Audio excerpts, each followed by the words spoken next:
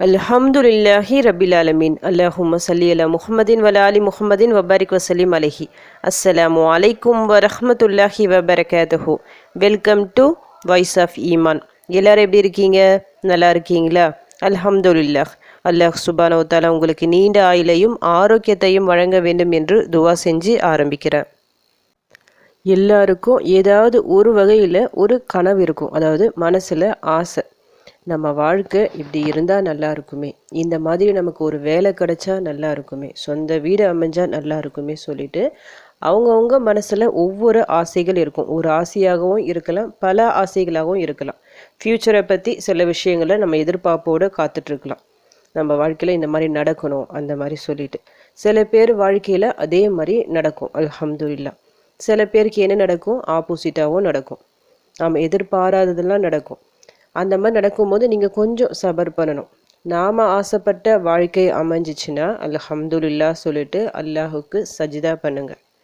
நாம் ஆசைப்படாமல் வேற ஒரு விஷயம் நடந்துச்சுன்னா அந்த நேரத்துலையும் அல்லாஹுவிற்கு சஜிதா பண்ணுங்க, டபுள் மடங்கா.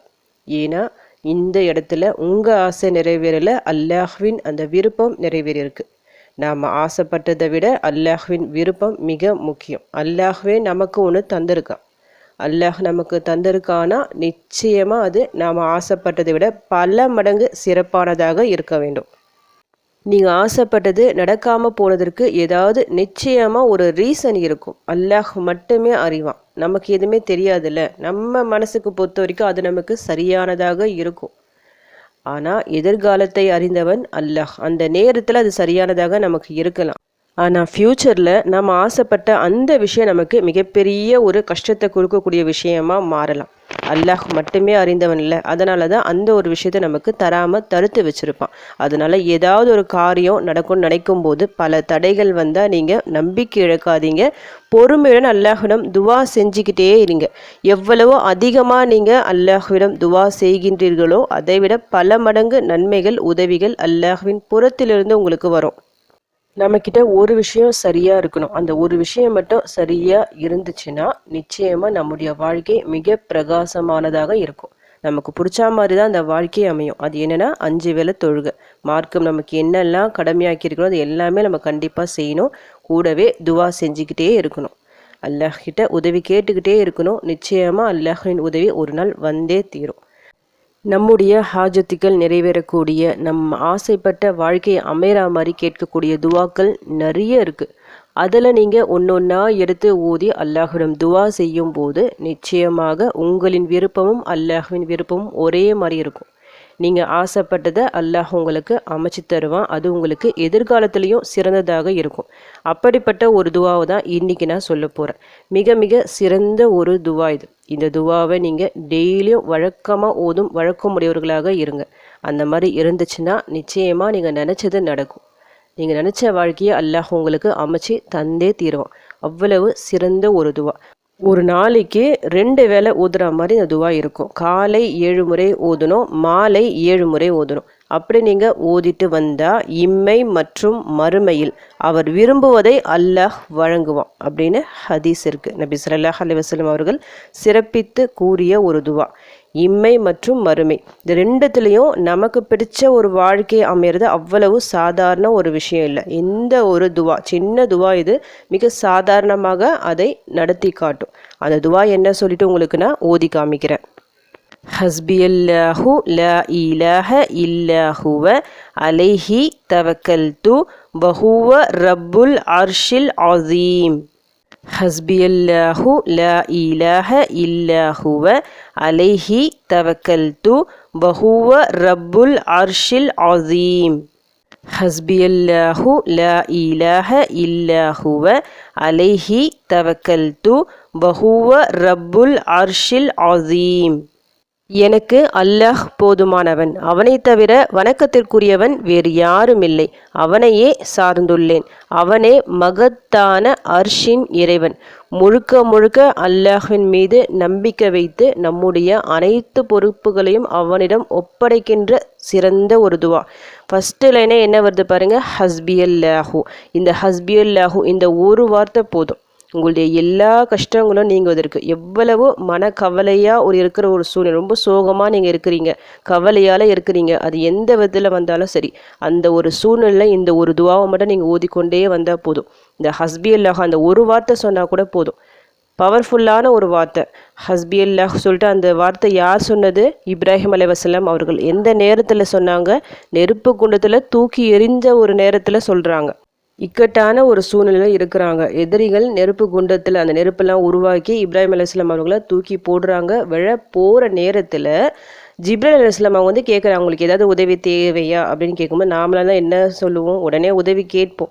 ஆனால் அந்த நேரத்திலையும் என்ன சொல்கிறாங்க இப்ராஹிம் அலைஹிஸ்ஸலாம் அவர்கள்? தேவையில்லை சொல்லிட்டு இந்த ஒரு வார்த்தையை சொல்கிறாங்க, ஹஸ்புனல்லாஹு வ நிஅமல் வக்கீல் அப்படின்னு சொல்கிறாங்க. அதுதான் அதோட அந்த ஒருமை தான் ஹஸ்பி அல்லாஹு. அந்த ஒரு வார்த்தை போதும் உங்களுக்கு.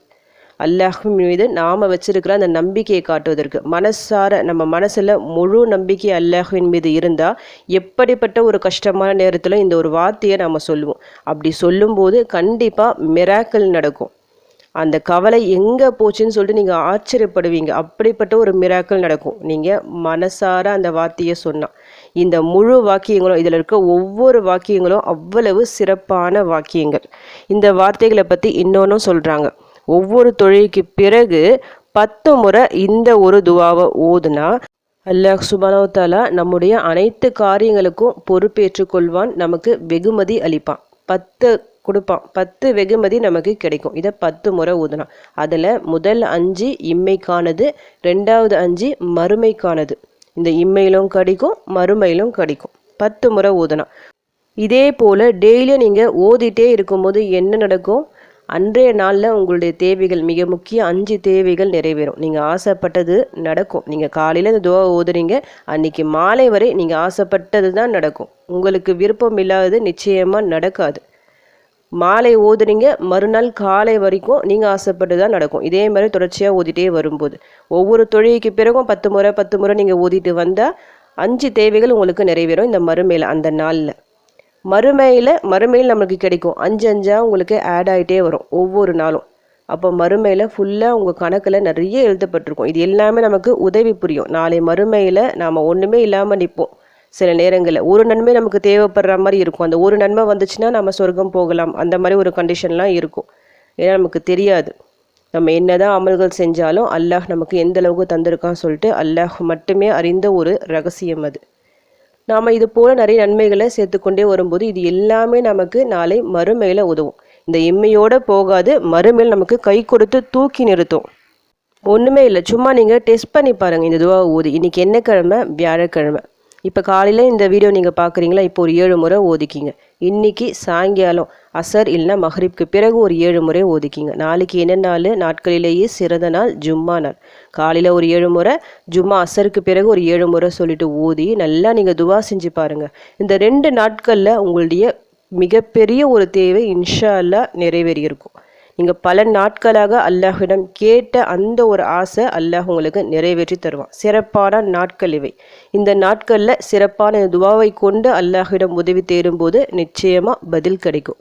நீங்கள் டெஸ்ட் பண்ணி பாருங்கள். பார்த்துட்டு நீங்கள் கண்டிப்பாக நீங்களே விட மாட்டீங்க இந்த துவாவை. ஒவ்வொரு நாளும் தொடர்ச்சியாக ஓத ஆரம்பிப்பீங்க. இதை ஓதும் அந்த நாள் உங்களுக்கு மிக சிறந்த நாளாக இருக்கும் இன்ஷா அல்லாஹ். அதில் எந்த சந்தேகமும் வேண்டாம். ஒவ்வொரு நாளும் நீங்கள் தொடர்ச்சியாக ஓதிட்டே வாங்க.